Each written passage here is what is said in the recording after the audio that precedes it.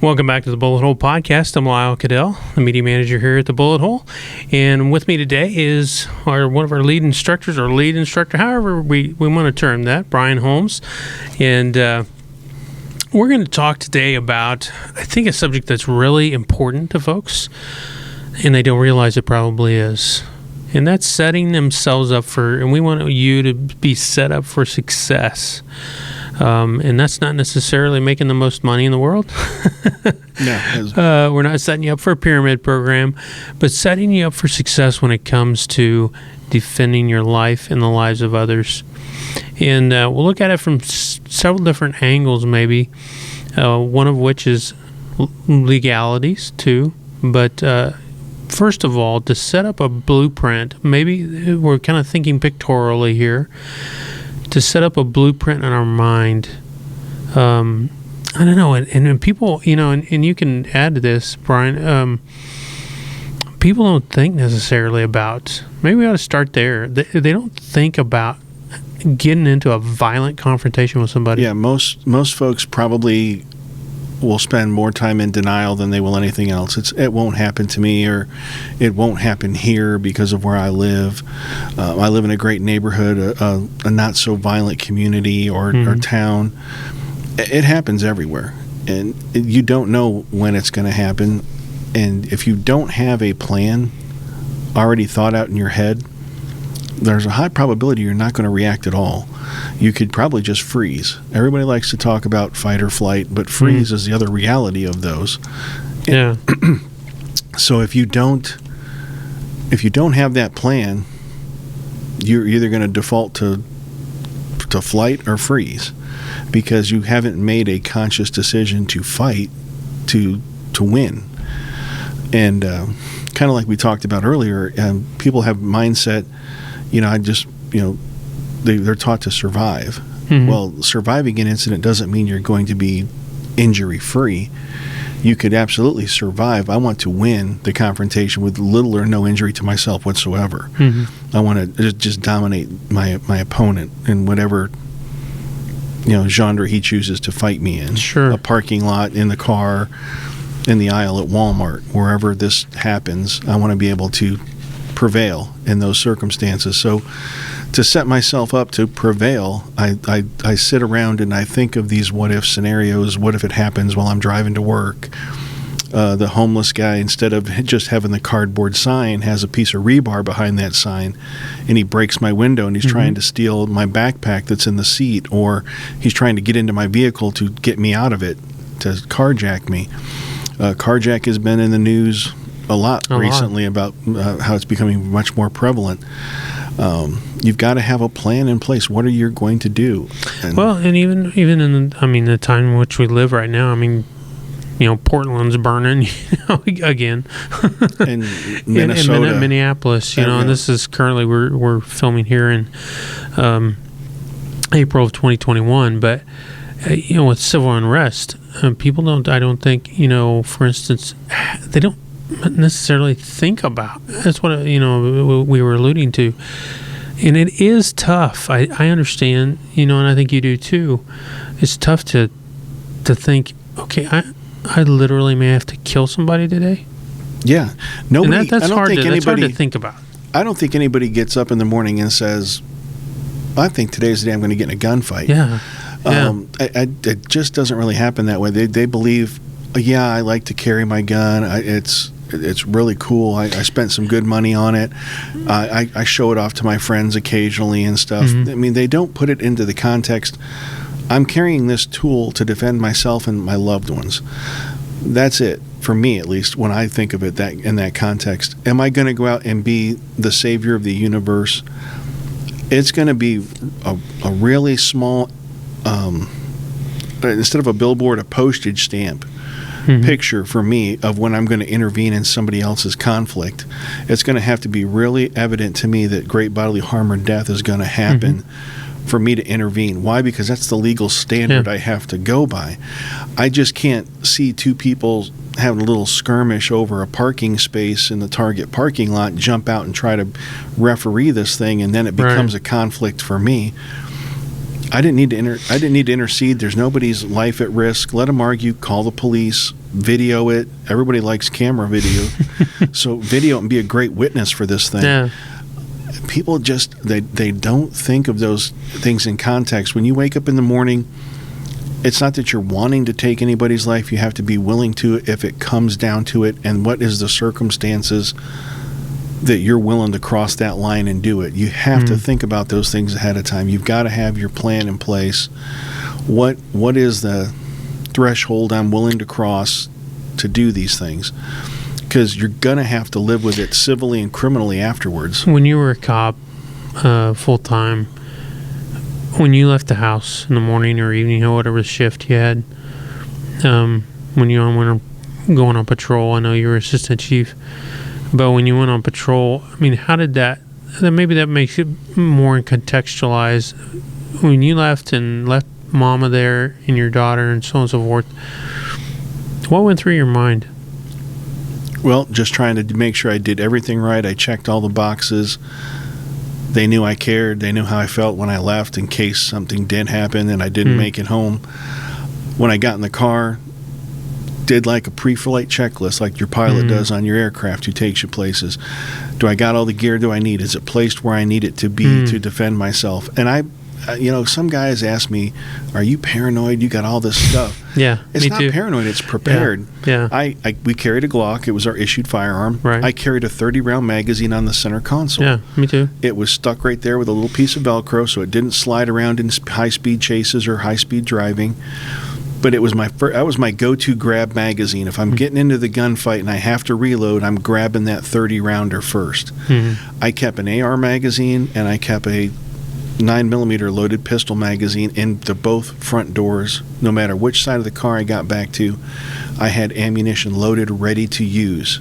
Because if it's not loaded, when I first started, we had old school thinking. We issued boxes of ammunition. We put them in the glove compartments of the car, and I'm like, well, that's awesome if I just want to pour it on the floorboard and try to load my stuff. But let's look at a real gunfight. I'm engaged away from my unit. I'm dropping magazines, reloading. I get back to the car with the magazine that's in the gun. Everything else is on the battlefield somewhere. And this is what I have to pop out of the gun and try to load in a hurry. And I made that presentation, and my boss was like, we never really thought of it like that. We were trying to use revolver ideology In to a semi-automatic world. world, and it's just not going to work. He goes, what's it going to cost? I said, the Glock will give the law enforcement discount to us. We can order in bulk. I'll get enough for each patrol car. We'll do it this way. And he was like, we're doing it. And that's just how we did business. And we got to make these plans to set ourselves up for when the worst event happens and it continues to digress and get worse, that we're prepared and our plan covers some of those contingencies. People ask me all the time, well, you can't cover everything. You're right. We used to discuss 5 main plans when we did tactical operations, the PACE system: primary, alternate, contingency, and emergency. Those were our 4 go-to, this is what we're going to do. And if those things fell apart, running away was our last option. We're getting out of here because everything has, Chicken Little, the sky is falling, we got to go. So we kind of have to put that in context in the world we live in. Do we need to have that many plans in place? No, we're never going to be able to cover every scenario. But if you cover the most likely things, kind of the Occam's razor, the simplest answer is probably it. Cover the most realistic things. Then when the off-the-wall stuff comes, at least you've got a plan. I want to get into the gear in the next segment, but, we both were very good friends with Mike and Mosier, and we're approaching the first anniversary of his death. And I remember that night very vividly, like you do. And Mike left the house to go on patrol, just like any other day. Yeah, and but he had a heart of a servant, and served his community well here in Overland Park, and saw a hit and run happen. Got on the radio, took off after the driver, and unfortunately, in a tragic situation, lost his life. But he was prepared. If you know the story just as well as I do. Mike didn't leave May 3rd, 2020, thinking, I'm going to see a hit and run, and I'm going to go after the guy. And then he's going to pull out a revolver and so on and so forth and shoot at me. But he was prepared that they didn't have at the time, OPPD didn't, body cams, that I'm going to flip on my phone and I'm going to literally record this as it happens. Yeah. And he was prepared that with a loaded gun on his side. And that gentleman, we don't hate him or anything like that, but he left the scene deceased. And Mike passed away. We succumbed to his injuries as well, but Mike did his job. And if we don't have that mindset, I don't think we are setting ourselves up for success. As a civilian, I understand he was a law enforcement guy, but how many times? I mean, they say like there's so many million self-defense, just civilian self-defense things that happen per year. There was a lady in Leavenworth County, a year or two ago, had been burglarized twice or three times. Older lady,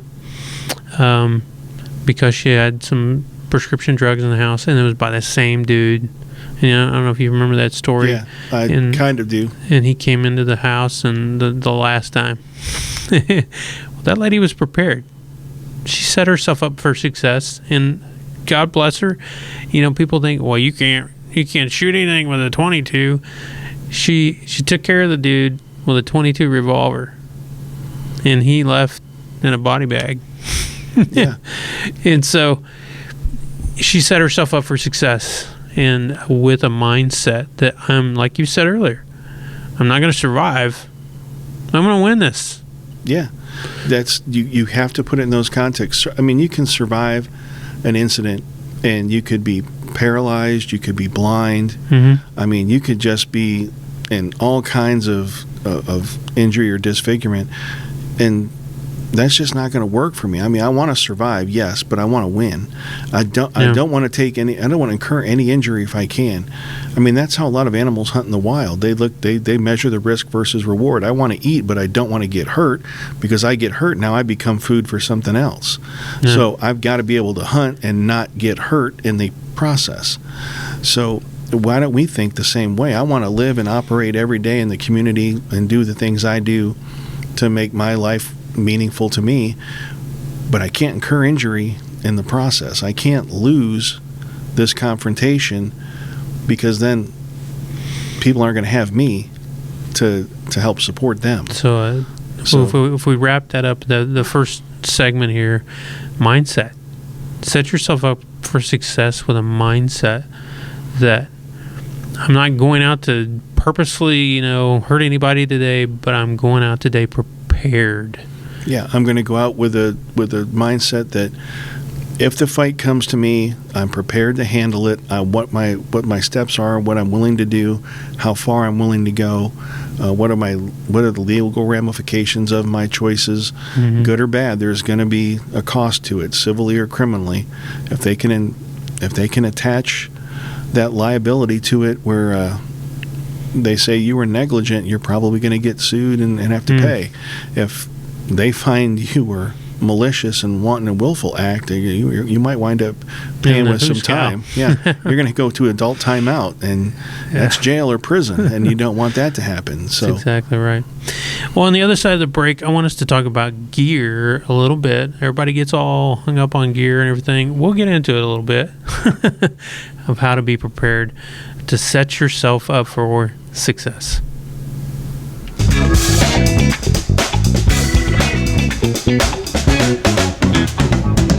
I want to welcome you back to the Bullet Hole Podcast. Today we're sitting here with our lead instructor, Brian Holmes, talking about setting ourselves up for success.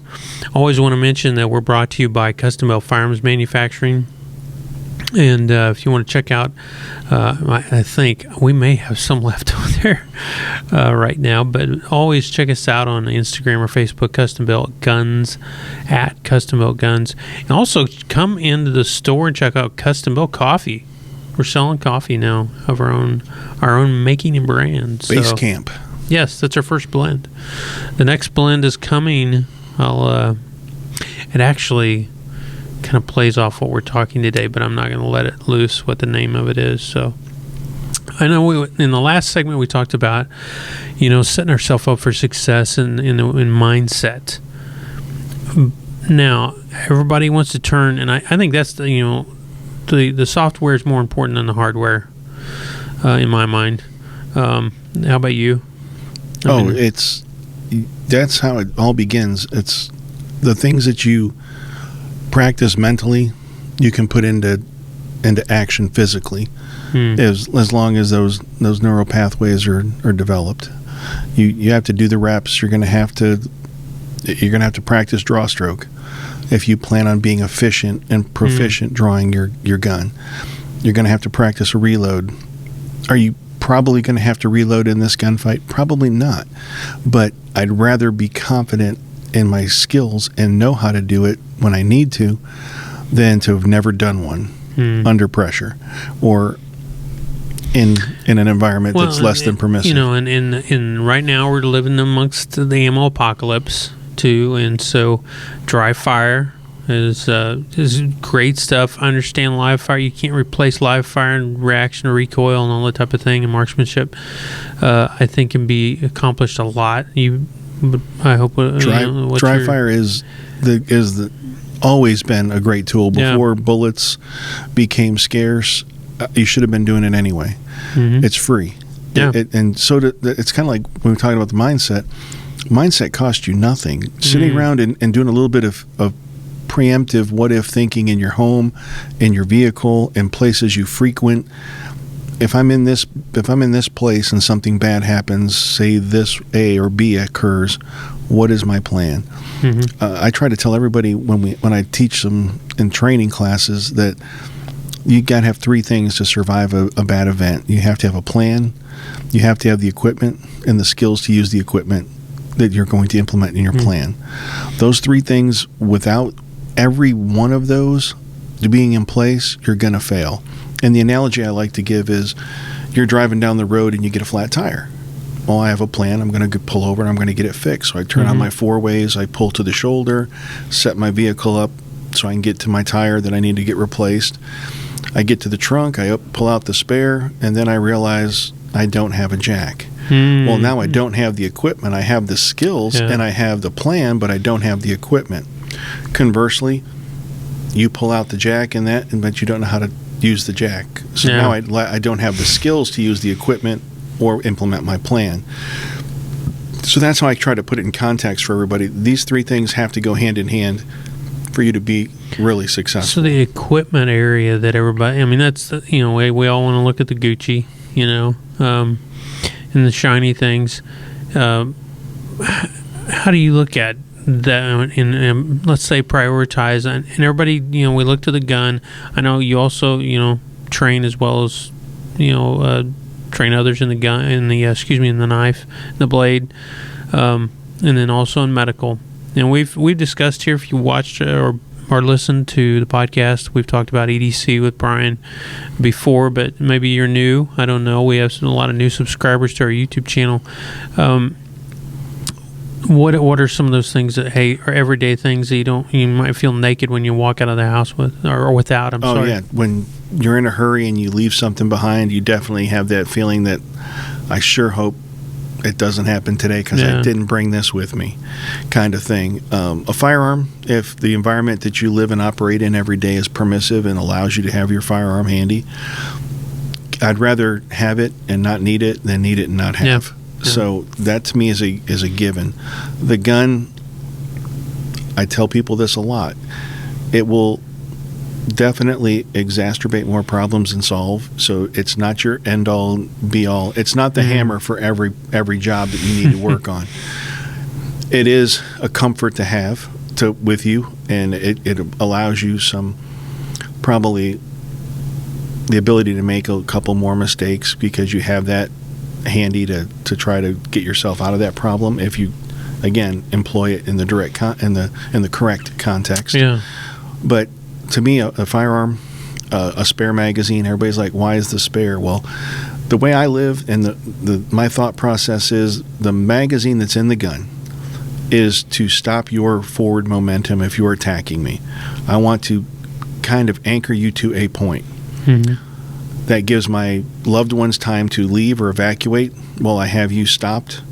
Then I'm going to reload, and that second magazine is for me to escape and cover my retreat. Because if I'm engaging somebody in a active shooter situation at the mall or a store, they probably have a better weapon system than I do. It's going to be able to reach out with greater power and greater accuracy and prior higher capacity of ammunition. And they probably brought a bag with additional ammunition because if they're well prepared, they do. I don't walk around with 400 rounds of 9mm on me because I'm not planning on taking on everyone in downtown Fallujah. I don't live like that. So I have to be very judicious in where my rounds go anyway for liability reasons. But I don't want to just shoot for the sake of shooting. I want to put rounds effectively on target or in the area of the target to keep him occupied so I can flee and my wife and my children can flee. That's my plan, at least. That's how I try to prepare myself when we go out and about and do things we do together. You know, and within the context, this is kind of going down a rabbit hole, but within the context of civil unrest or carjackings and things of that nature, and we are seeing higher caliber weapons used, and in those situations, some, not all, but you could, everybody thinks, man, I'm gonna rock my 300 blackout or my 5.56 in the front seat. Well, try that on for size for real life sometimes. You can, but this is the day and age everybody likes the truck gun. Yeah. My question to those guys is, have you operated with that gun? One. Yeah, have you deployed it in your vehicle and saw how much little room you have to get that thing out the window? Do you remember to put your window down, or you're going to break your own window in practice trying to punch your rifle out to get it shouldered properly? Have you set yourself up for success by how you just keep your driver's seat and your steering wheel? I mean, you've got to have some room to maneuver inside the vehicle if you're trying to create some space away from the driver's door and shoulder up your rifle. So all these things are probably things a lot of folks have never even thought about, but I keep a gun in my truck. Okay, well, I get that. And it's a great deterrent. It makes you feel comfortable having it. That doesn't mean I'm still going to go in an area that's undesirable and try to, test my luck and see how things go for me there. I avoid those kind of places anyway. Daytime, nighttime, don't put yourself in positions to have to justify why I was there and why I had to use the force I needed. Don't go to stupid places with stupid people and do stupid things. Because ultimately that just makes you stupid. So don't put yourself in harm's way unnecessarily. But again, you have to train with the equipment you choose. If you're going to run a rifle as a truck gun or a handgun with a brace, or a pistol caliber carbine or whatever you'd like to. ATF calls it whatever it wants this week, but a longer than normal barrel with some kind of brace attachment, we'll say, to be kind of politically correct about it. That's about as far as I get with the political correctness anyway. But you have that in your front of your vehicle. Do you have the room, the ability to engage it? Have you ever fired your gun inside your vehicle? There's going to be a lot of pressure inside that confined space. And it's probably something you haven't experienced unless you've shot very close quarter combat training. So, and that's another thing that people don't realize. I mean, pressure happens every time we press the trigger. It's got to go somewhere. Well, some of it operates your firearm. If it's a semi-automatic, it blows your slide back. If you're running an AR platform, it blows your bolt back to reload the gun for the next round. So these things, the rest of that gas is going somewhere, and you're going to feel it up close and personal. And if you haven't done that, that's probably not the time to do it, is in the middle of fighting for your life. Did you train with Reston in vehicle stuff? We didn't do vehicles in that class. Okay. We did a lot of concealment draw and stuff. I've done...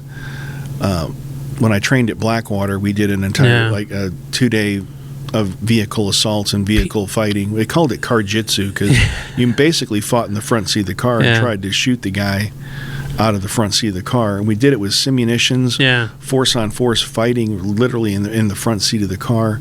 And then we did it live fire on steel targets outside the car, steel targets inside the car that we shot into. I mean, they taught you how to fight around a vehicle, and the thing I took away from that was, I don't want to be around the vehicle. Yeah, I'm telling you. Because anybody can shoot a car because it's a huge target. Glass, metal. I mean, people don't realize. I mean, when you shoot out through the windshield, people think, well, everything's going to go out. Well, there's a lot of sprawl off that windshield. There's something that comes in. There's parts of your round that can come apart. If you're using a non-bonded bullet, your jacket comes off, the jacket goes somewhere, the lead continues forward. Now, I know I'm a big fan of bonded bullets. They stay together as they punch through those mediums. But that's another story for another day. Yeah. But I mean, there's a lot of things, a lot of factors that happen when you're inside a small confined space and fighting. So you got to take those into consideration. If you're not been exposed to that and shooting in those confined spaces, it's a real eye opener. All the pressure you feel, the hot brass is bouncing off things are falling apart. I mean, it just the rearview mirror falls off because it's not really stuck there that great, and it's not used to having that kind of pressure going off inside the car. The windshield fragments out. Your auto glass on your safety glass on the side windows punches out. It just drops in a sheet and goes everywhere. If you're shooting out from outside the car and you're using it for cover, there's a ton of voids, and that sheet metal fragments, and now you've got sharp edges where rounds have impacted near you, and you're trying to move, and you're cutting yourself because you're right up on top of the car because you think that's the place to be.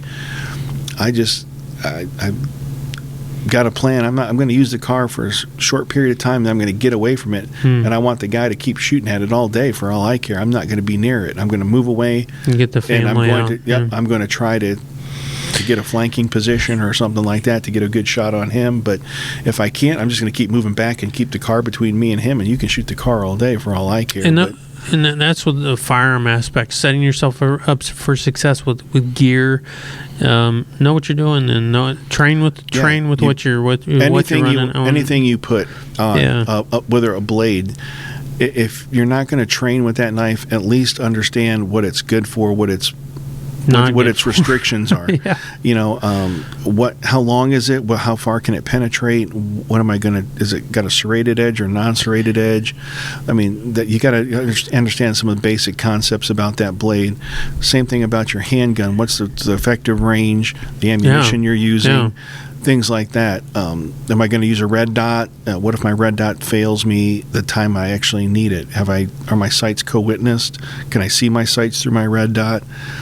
Just that simple gear. And if you're willing to inflict injury or use great violence on another human being, you can't be by any means naive enough to think you're not going to be injured a little bit. So do you have any kind of medical on you or accessible in your vehicle to take care of your injuries?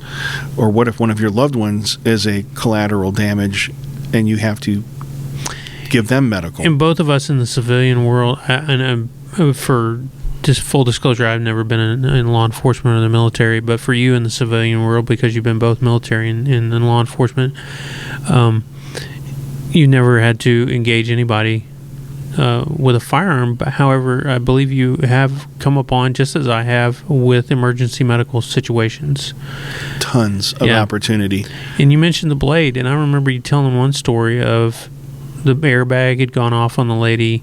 You use the glass breakers. Some of our knives have glass breakers on the end. That's what sometimes if you buy one from out in the store, and it has this little carbide tip. You're like, what in the heck is this thing for? It's literally to hit the corners. Correct me if I'm wrong. Yep, just you put that edge right up against that glass and you just apply a little pressure and it shatters the entire window out for you. On the side windows. Yep, on your side motor vehicle windows. It's impressive. And then you actually punctured the airbag to let it deflate to give her room. Because you have to. Those bags are going to stay.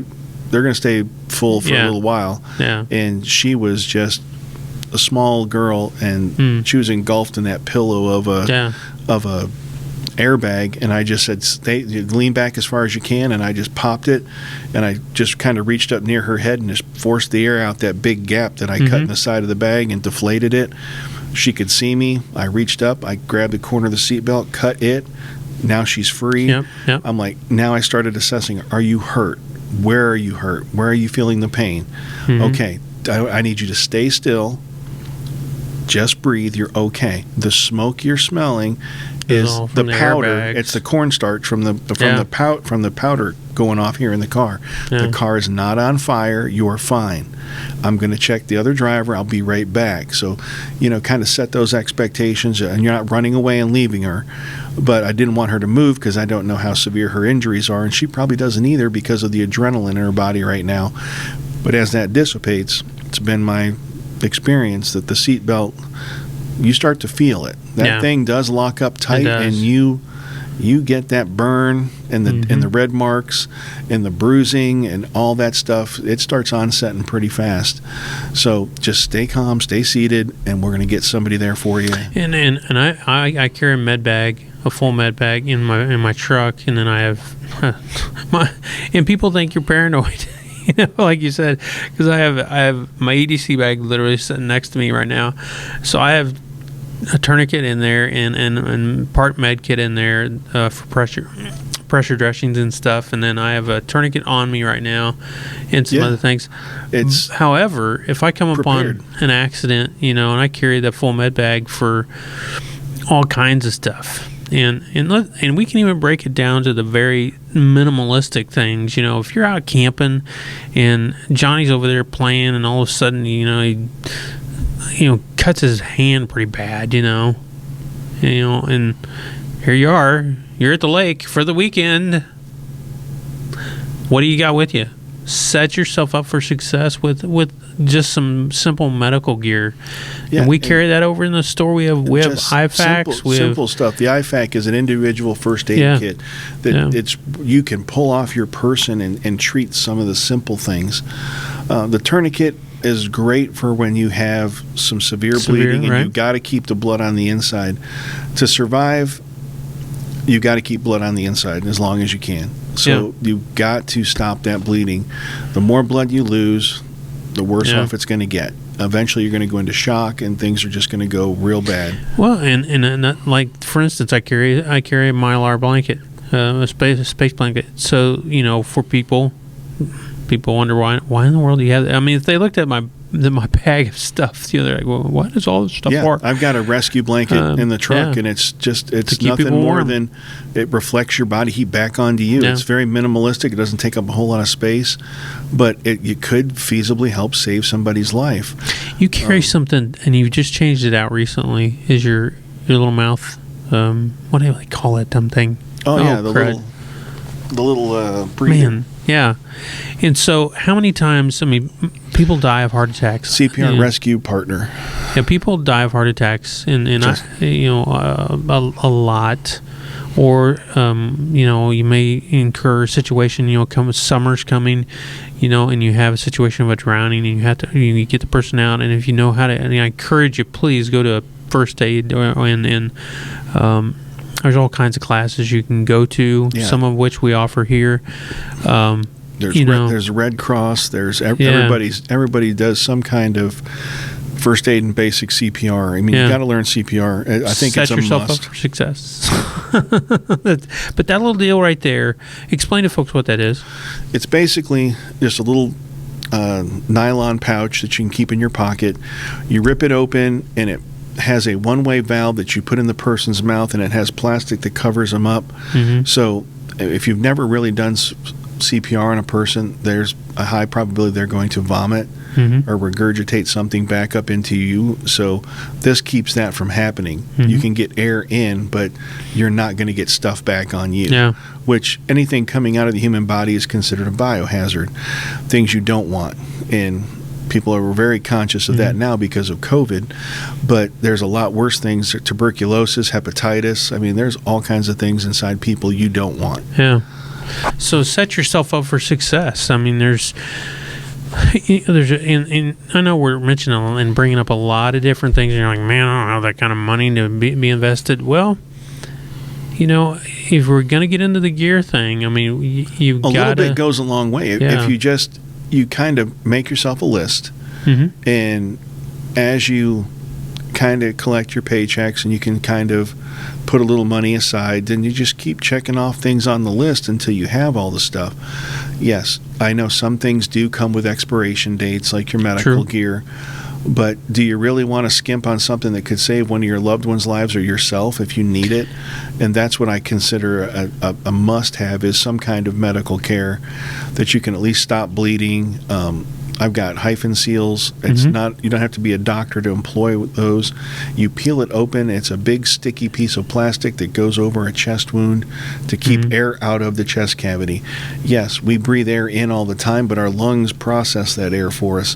When air's coming in, it's pushing down on your lungs and crushing them, and they can't inflate. So you don't want that to happen. And something that I've chosen to carry is because I have several family members have had heart disease, or in fact, my uncle had a heart transplant. So I carry baby aspirin. With me in my bag all the time. People will ask, why do you carry chewable baby aspirin? Because I can't carry nitro. Yeah. I mean, it's just that simple. Two of them, for a person who you think's having a stroke or having a heart attack, if they can chew it, to get it in their mouth. It's first point, very first point. I mean, it's not going to solve the problem, don't get me wrong, but at least it's a step to help treat what's happening. You've got to be prepared. The equipment aspect, you can go as deep and detailed as you wish. You could walk around with a full backpack full of gear if that's what you're into. I try to just get by with what I can carry on my body and what I can have readily available in my vehicle if I can get back to my vehicle.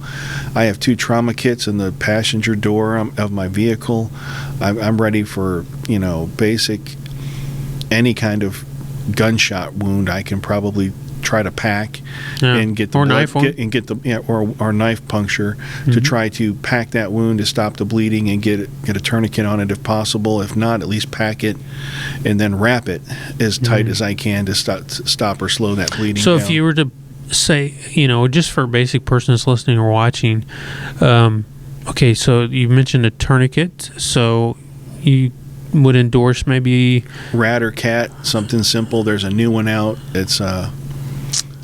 It's basically a big rubber soft T wide. It's kind of like a soft T or SWAT tourniquet. SWAT T. SWAT T. It's a more modern version of that, but it basically you do it like an ace bandage. Yeah. You stick I know it what on. You're talking about. You pull and wrap and pull and wrap, and then you can pack gauze on top of that, and then you can twist this over and tighten it just by twisting it. It's basically like really thin inner tube, but it's amazing stuff. And it like seals on itself, and it's so cool, and it's fairly inexpensive. I just can't think of the name of it right now, but I've been doing some research on it because I just thought it would be cool to have. So then the next thing, maybe some packing. You can go to Walmart, folks. I mean, we carry it here in the shop. We literally carry packing stuff here, to pack a wound, in the shop. You can go over there and buy it. We carry tourniquets, carry full, IFACs, what he just described, for, individual first aid kits. But you can go to Walmart or someplace else even and get rolled gauze. Yeah, you got to have some. You have to have some. Pressure bandages. Pressure bandage and gauze they're critical. Israeli bandages. Are you a fan? They're good. I mean, I'm not saying you have to go out to the gun show and buy tons of quick clot and stuff. Yeah. That stuff is if you believe you're dying, you're trying to stop that bleeding, and you pour it in that wound. The hospital's going to clean it out anyway when you get there. So it might not be the best idea, but I know guys who have used it, and they said that stuff burns like crazy, but it kept me alive. So I guess it really is as far as you're willing to go. I'm not saying do it. I mean, I like the Israeli bandage. Works good. Yeah. A lot of their stuff is based off combat. They've been at war forever, so they've got stuff that works, and they know what they're doing with it. So I just encourage you to get the equipment that you feel you need. Get some training on each piece of that equipment so you're really solid on it, because when the stuff kicks off and things are really flying, you got to be confident in your skills at that point in time, and you can't just hope that you're going to rise to the occasion. And everybody says you fall to the level of your training. You're going to do what you know. That's what it really boils down to. And if you don't know, that's not the time to really realize you don't know. Is when you really need it and could really make a difference. Two things that we haven't. I mean, we've mentioned the blade a little bit. Having a good knife. Again, we sell some really good knives over in the shop, and I know it sounds like I'm just pimping gear or whatever. This is the Bullet Hole Podcast, so we do pimp gear. I'm not gonna, I'm not gonna lie. But it's good we stuff. Could carry garbage over there and try to tell you that. But you've got Gerber. It's a great solid blade. You got CRKT. Yeah, we've got some quality gear over there that not just one brand where we're telling you got to buy this.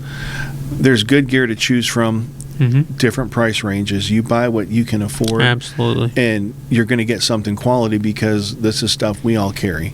Yeah. And even as far as pepper spray, we carry Palm, we carry Mace, Saber Red. So if you don't feel comfortable with the lethal option, some people don't. Or you're absolutely. There's a lot of folks that lean towards that. What the term is less than lethal option. I would just, again, get some training on it, because you need to understand the limitations of each of these devices. And I talk about it in some of my training classes. Not that I'm an anti any of these things, but I've had all these things on my belt and carried them for a living, and I know when they worked and when they failed me and why they failed me. But I was at least well informed, and I knew the limitations of each of those devices. Yeah, I mean, batons and tasers and pepper spray all have, great results when they work, but when they fail miserably, and you've got to understand what caused that failure. So you've got to get a little bit of training on each of those things if you're going to carry it. Great segue, because the next segment we're going to talk about, and you probably noticed kind of an outline here, but we went from hardware from some software to some hardware, and now we're going to go to skills next. So we're going to talk a little bit about training here as we end up. So hang on, we'll be right back.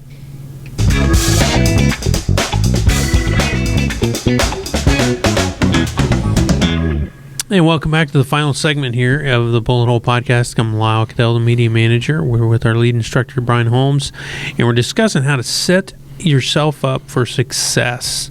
And that can come in the way of, we talked about various different things, whether it be carjackings, whether it be self-defense use, medical situations, dealing with heart attacks and strokes and all those type of things, and setting yourself up for success. We looked at first having a plan, working it out in our mind, that actually thinking about, visualizing these things actually happening in our lives, in not necessarily dwelling on it, but visualizing. Our first segment, and then we talked about gear. Everybody's all got to get the gear.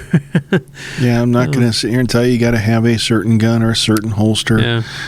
A quality pistol that you can depend on, a good holster that keeps that trigger covered until you intentionally intend to press it, a belt that will secure that holster to your body. That's your gear. Beyond that, everything else is a tool that you're adding into the equation that you need to know how to use. It's just that simple. And all the medical equipment we talked about too.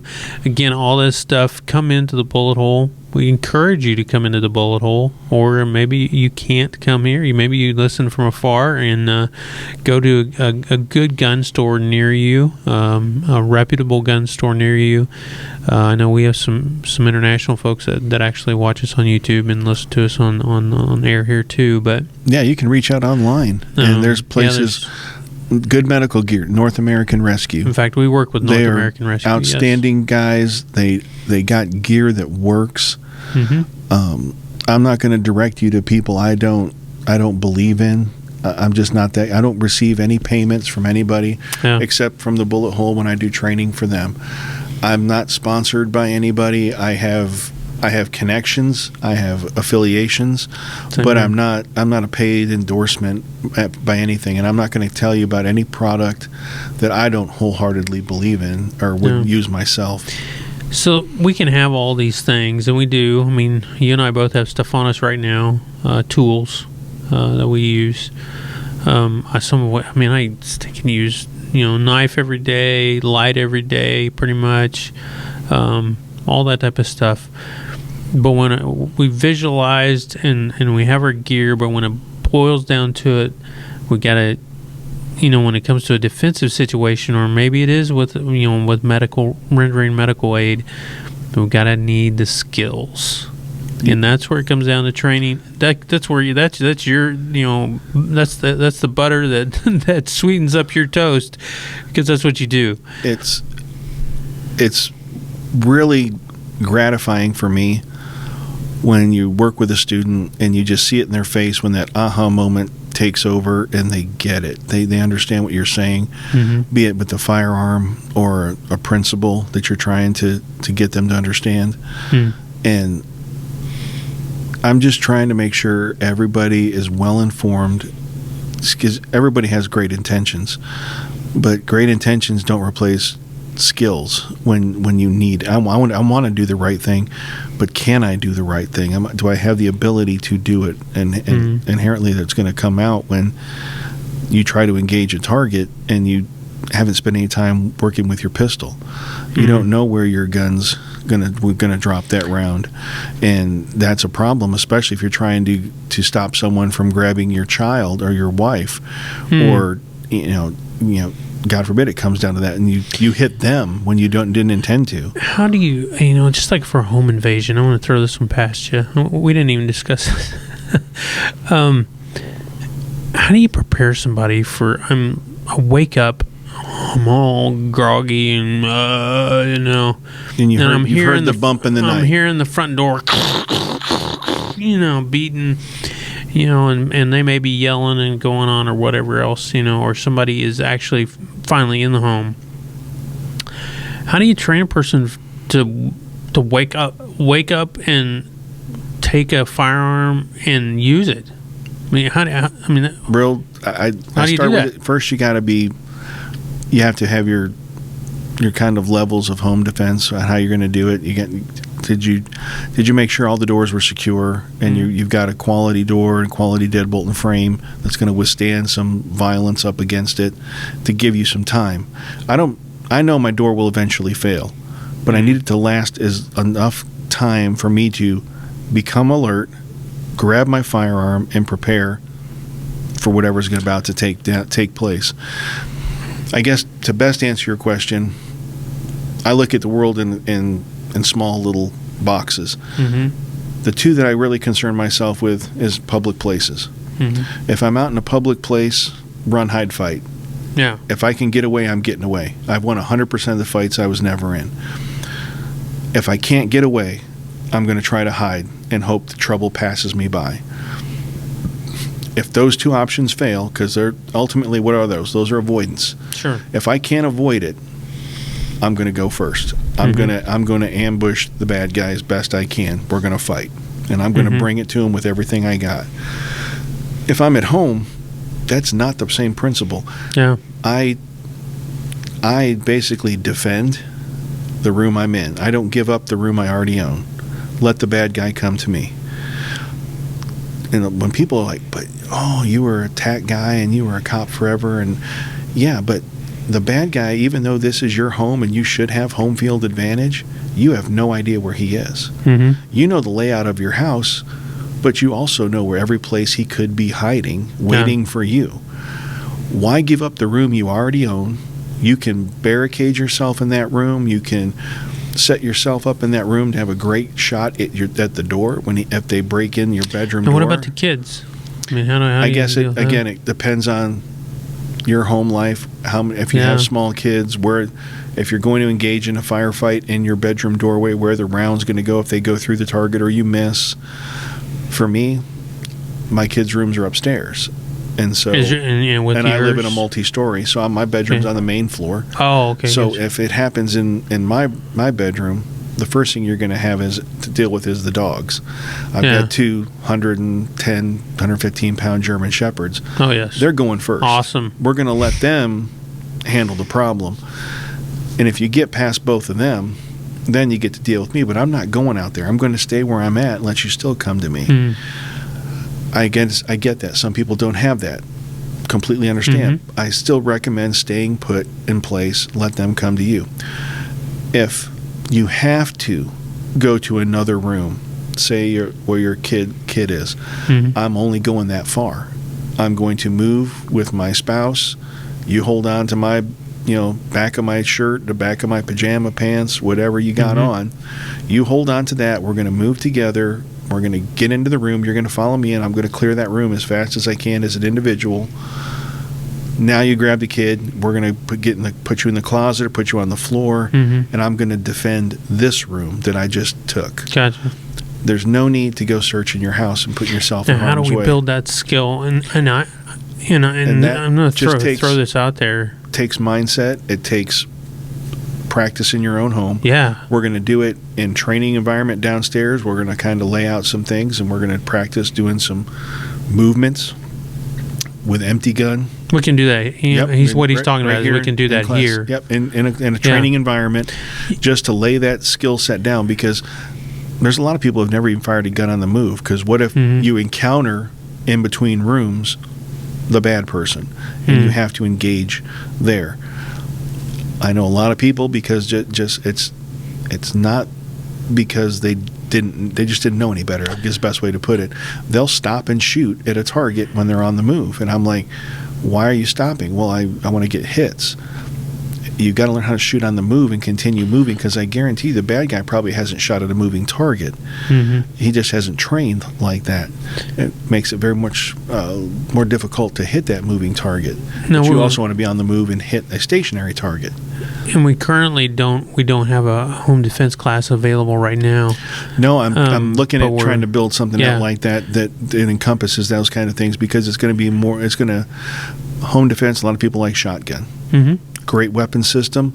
I prefer AR. I want to be able to hit them with a surgical bullet instead of something that shoots a lot of projectiles. Because I know a lot of folks like Bird, they like Buck as home defense. Yeah, that's a lot of projectiles going down your hallway, and if they're not hitting anything, they're hitting your sheetrock and your ceiling, and you're tearing up your own stuff. And I really don't want to tear up my stuff. I'd rather be much more surgical and have a light on my gun and light up the target and hit him with one round very successfully, and follow it up with his cousins 28, 29 more times if I have to, right on target. Give him some love. Yeah. And so, and Brian can do private stuff too. If your family, I know we have done that. We've had families that have come in as a whole family, and I can remember one in particular, and there were, I don't know, it was like 10 of them, if I remember right, that came in and they just wanted their family to be there and to sit down, and that was with Luke.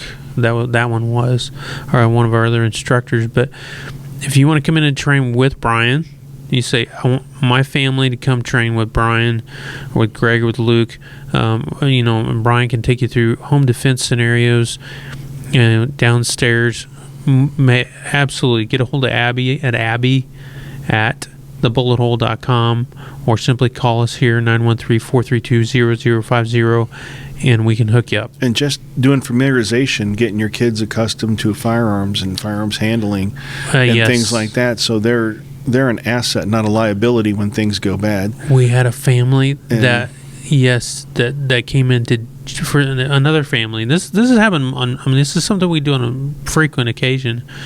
This other family that came in, not a big gun family, but Dad says, "I want us to learn," and he brought in all three or four kids, and the wife, and it was just them, and had an entire session with Greg on just gun handling, because they were not gun people. It was just gun 101, man. And that's a start. Yeah. That's at least acknowledging that you have a plan, and you might have had a deficit in that plan that you need to fill that void. And I'm not telling folks, I'm not one of these, the sky's falling people, you need to run out and buy as many guns and bullets as you can. That is not it. But if you're going to own a gun, you need to know how it works. You need to train with it. You need to educate anybody who's going to be in contact with it in your immediate family, because what if you're engaged in a fist fight with the bad person and somebody else can get to that firearm to save you? They need to know how to shoot it. They need to know how to use it and make it work. So I think everybody who's going to have access to your tools should be trained on those things to make them at least a little proficient, so they're not trying to just figure it out on the fly. And sometimes we don't think about it. And that actually happened to an older couple, and I think it was either in the Carolinas or in Texas. It was in the South. And a 78-year-old, I believe, or something like that, man, and he got choked out by the dude, invaded the house, guy choked him out, and they weren't married, actually. They were two old folks just living together, and she retrieved the gun and shot the guy. But one of the things I always try to keep in mind, and maybe you can add to this a little bit more, is, and we'll go back to gear, get a little bit again, but get something that your wife or your children that are responsible, okay, we'll put that caveat in there, can handle. I'm a big advocate of, like, I've trained a lot of husbands and wife teams. Yeah. I like to call them a team because the only way you're going to get along for the rest of your life is to be a team. You can't be two individuals trying to do this. So you're going to be a team in your marriage, and you now want to protect yourselves, and you both want to carry firearms. Well, the first couple I did this with, and that's when I had this epiphany, he's carrying an old school Ruger, a big heavy one with the P95. decocker. Yeah, P95. Oh, yeah. And she's carrying like a Glock. And I'm like, okay, my advice is you guys carry something very similar or not identical, because she couldn't work his gun, but he could shoot hers. And my thought process was, if you're carrying that day and I'm not, and you go down, I can grab your gun and I know how to use it. Yeah. And that little kind of epiphany I had, and that little methodology swing, I started bringing it up to couples that were looking to shoot, and they shot some of the guns just like we do here at our range. You can try it before you buy it. For a lot of them, we have a lot of rentals. Yes. And they both just shot a few guns until they found one they both really liked, and just happened to be like HK VP9s. They both bought VP9s. So you have same holsters, same guns, same ammunition. Everything is, you're accustomed to it. Yeah. And they embraced that lifestyle. They were like, this was genius. And I'm like, I'm not a genius. It just really made sense. Why would I give you one gun and him something totally different? Carry something, and again, cross-train on both of them. It just makes you a little bit better. But if I don't have all the time or to invest in the training, and I don't have the money to buy multiple different platforms, get what you can afford, get the good one, and everybody learn how to use it. And you talked about it earlier about just the 22.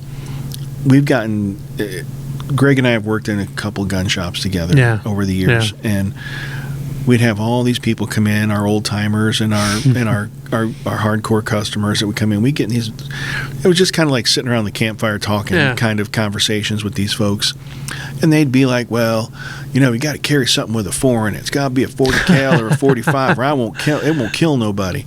And I'm like, "That's kind of ridiculous. A projectile put in the right place, I don't care how small or how big it is, it will be effective." And so that's where I came up with my analogy. Would you rather get stung by a bee or walk over and kick the hive? And most guys are like, well, I don't want to get stung. I haven't met a guy yet who wants to get shot either. With a 22 or a 44 Magnum. We completely understand ballistics. The 44 Magnum is going to bring a huge impact to the table, opposed to the 22. But the 22 will kill you. Absolutely. You put enough of them in the right place, you're going to get the desired result. So shoot the biggest bullet you can shoot accurately is what I teach across the board to everybody, from beginner young kids at age 8 or 9 all the way up to 80-year-old people. It doesn't matter to me what you're shooting as long as you get hits. And I always tell them that. No one's ever died from being scared to death by a miss. It doesn't happen. Wyatt Earp said it best, speed is fine, but accuracy is final. You've got to put bullets on target to change their mind. That's all I'm trying to do. Stop them from trying to hurt or kill me right now. If they die, that's just because the bullet worked. Well, we all know bullets don't always work. That's why we sell them in a box of 50 instead of a box of 1. They just don't always do their job. but they'll have a better chance of doing their job if we put them in the right place, into those vital organs that need to work without being pierced with sharp objects traveling at high rates of speed. They generally do. Your lungs and heart and liver work really well when they're not touched by things from the outside. True. But we're going to introduce those things in there, and we're going to do it as quick as we can, as efficiently as we can. And the only way that's going to happen is if you train and you get this. You develop a skill set with the tools that you're choosing to use. If you want to use a chainsaw, be the best chainsaw guy there is with it. Be very proficient with it. I don't care if you carry a tomahawk, a sledgehammer, a number 2 pencil. You're John Wick's cousin, and you're going to kill 3 guys in a bar with a pencil. But carry a pencil that won't break. Carry a pencil that is going to be able to be used rapidly, and you know right where you're going to place it.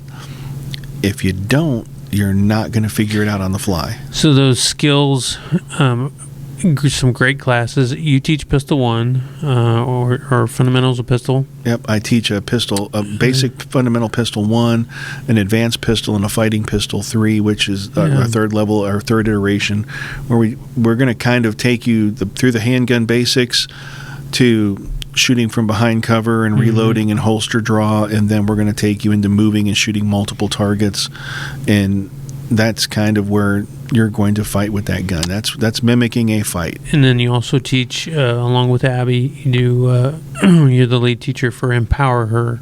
Yep, we launched it last night. It was our first class. Got 9 ladies. I think they learned a lot already in week 1. It's a 4-week course. So we meet once a week for 4 weeks, and it covers just a plethora of information. I can't even begin to scratch the surface. There's topics for each week. Like last night was just, we're going to introduction, and we're going to talk about basic firearms and firearms handling. Then we're going to move into mindset. We're going to move into skill set, and then we're going to talk predator and prey, and what's predatory behavior really look like. And for ladies, I think it's just, in this day and age, it's just important and imperative you get that kind of information, what to look for. We're going to talk about some improvised weapons or secondary weapons. We're going to talk about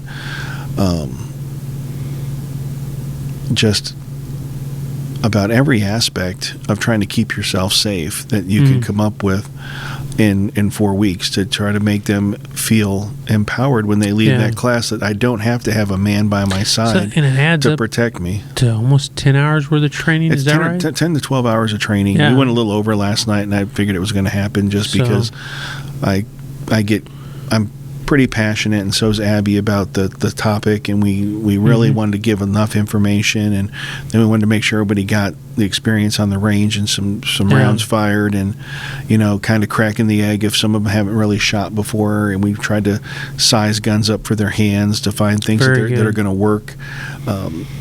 You can have a great gun, but some of them are just super small, and the smaller that gun, the more felt recoil you're going to have, and it could be harder to control. Definitely difficult to manipulate controls and reload because it's so tiny. So we talked about that. We talked about, if you're doing it for home defense, get the biggest gun you can carry, because it's going to be much easier to get hits with a heavier gun, because it's going to help mitigate that felt recoil somewhat. It's going to have a high capacity, and you can really grip the thing because there's a lot of it there to hold on to. So it just helps. And somewhere in between, there's a gun that's perfect for everybody's hand. And the ladies experienced that last night. I think they really enjoyed the classroom portion into the range portion.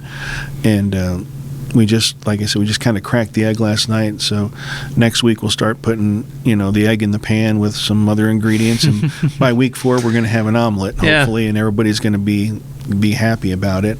And then you teach concealed carry. He teaches our concealed carry classes. Yep, Kansas and Missouri concealed carry. Yeah, and then our other instructors, Luke and Greg, they teach fundamentals of pistol. Yep, they teach introduction to pistol, and gun handling 101, and a basic marksmanship class. Yeah, he does great. That's like almost a 3-hour class. I think Greg does marksmanship. He has just like you do.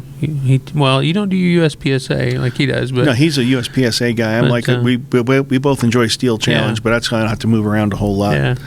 So my running days are behind me, but Greg's jackrabbit quick, so he likes that running and gunning stuff, but it's all just still range time skills, man. And working on fundamentals and techniques that, people ask that all the time. Does competition get you ready for combat? Yeah. And my answer is kind of like that of some other instructors I've had the opportunity to train with is, if you're not smart enough to tell the difference between a game and a fight, you probably shouldn't have a firearm anyway. But the gaming part of it, there's a lot of good skill sets and opportunities and trigger time that you're going to take from that game and apply in a combat situation. So, yeah, there's a lot of good to take away from it, but there's not going to be a referee. There's not going to be rules. No. There's not going to be a safe direction for your pointing your firearm. It's going to be a fight in the street. Yeah. And the gun's going to get out. It's going to get pointed in places, and you're going to try to do what you got to do to survive and win that confrontation. So make sure you get your skills, man. And that's yeah. I mean, we could sit here and talk all day too, because there's a lot of things to talk about. So get a plan, get some gear, and get some skills. Yeah, you can go deep into all three of these. Each one of these could have been just a separate podcast, just talking about each of them really in detail. Yeah. But if it piques your interest, there's training available. You can always surf YouTube and surf around, and you'll find a lot of people with a lot of opinions and things. But I think you're going to find that we're not the two lone wolves out here being crazy saying this stuff. There's a lot of stuff on the gram, bro, that it just needs to remain on the gram or remain at home. Because this is garbage. I tell people that all the time. To be honest, I said that anybody can put a YouTube video out there. It doesn't mean what they're doing is right. It doesn't mean what they're doing is tactically sound or even not just for fun or for show. I get there's some guys who can do sub-second draws and things like that, but there's a fluke, and then there's a true skill set. A true skill set is repeatable. If you can do it 3 times in a row, then I'm a believer that you have a skill set. Yeah. If you can't repeat it 3 times on demand, it's probably not a skill set. It was a fluke. Yeah. So. And there's dudes out there. They're doing some stuff, and people are watching the gram, and they're watching, they're watching a lot of people. And I'm not going to drop names or anybody, but it's important. You can watch. Let me put it this way: you could watch the gram all day long, and you watch YouTube all day long. Literally, sit there and just veg out in front of the screen, right in front of your phone or whatever, and will do you absolutely jack squat no good until you literally got to come in and you got to put the time in and you got to build your skills. I tell you, I love the guys who come in and they say, well, I watched this gun review, so this is the gun I want. Yeah. I said, well, that's just one guy's opinion. Yeah. That's a guy's opinion. Yeah. And if you're gonna bet your life on one guy you've never met, okay, I guess I'm not going to talk you out of it, but did you independently look for other reviews on that firearm? Did you see what Gun Digest said? Did you look at reputable firearms magazines may have written about it and done a review as well?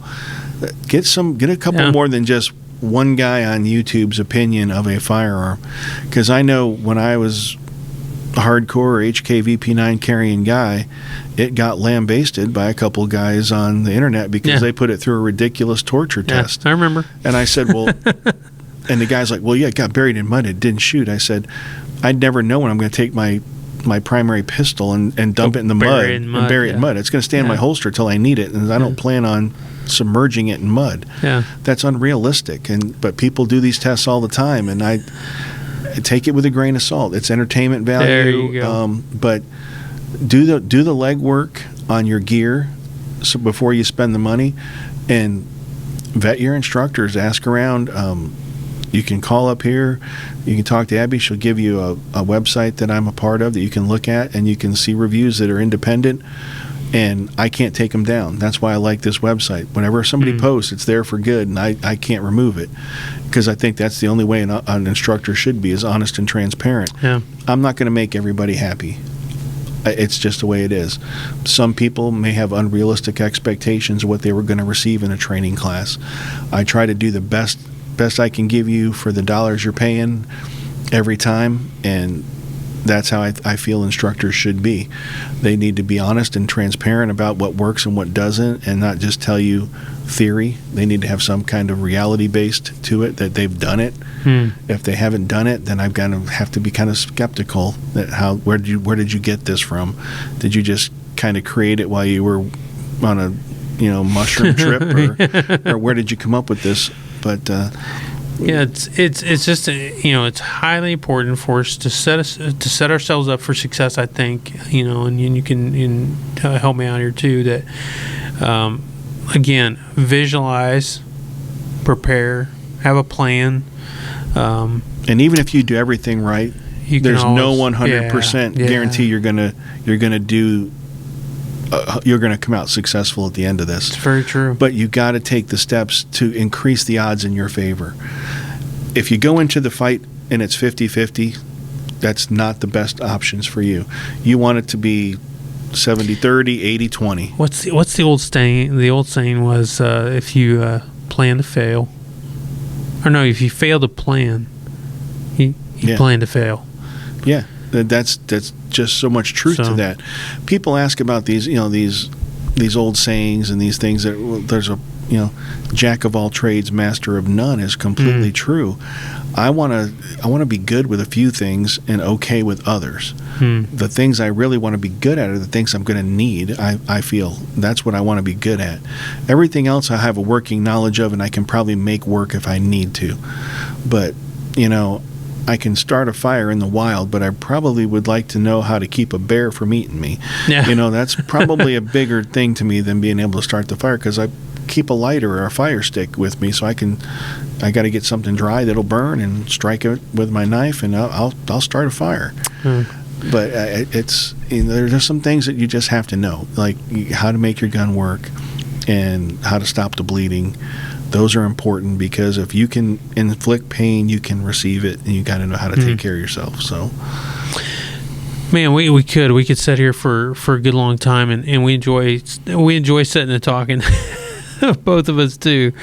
But we'll wrap this one up. But to set yourself up for success, please have a plan, visualize it, think through it, and then, like you said, and then you got to get some hardware. Hey, we're a place where you can get it over here at the shop. We got all kinds of hardware. We got all kinds of gear and goods and goodies and all that type of stuff, and we got everything you need to get started. I realize right now defensive ammo is a little bit on the short side. We're going to be full transparent about that. Just right now, we're trying as hard as we can to get that rectified. But and then also the skill set. Hey, we still have rounds for the range. You can still buy ammo for the range freely. We're not running low on that at all. And so come get your skills, and that way you can be set up for success. Do you have any just final words for everybody? No, I mean, those are kind of truly either words to live or die by. You'd hate to have your skills lacking and your equipment to be poor the day you're going to depend on it. So you've got to put those three pieces of the puzzle together, and it's a three-piece puzzle. Just have a plan, implement your plan with the equipment that you need and the skill set to use that equipment when the duress is high, and you're going to amplify your success rate. It's just you're shifting the balance of power into your favor.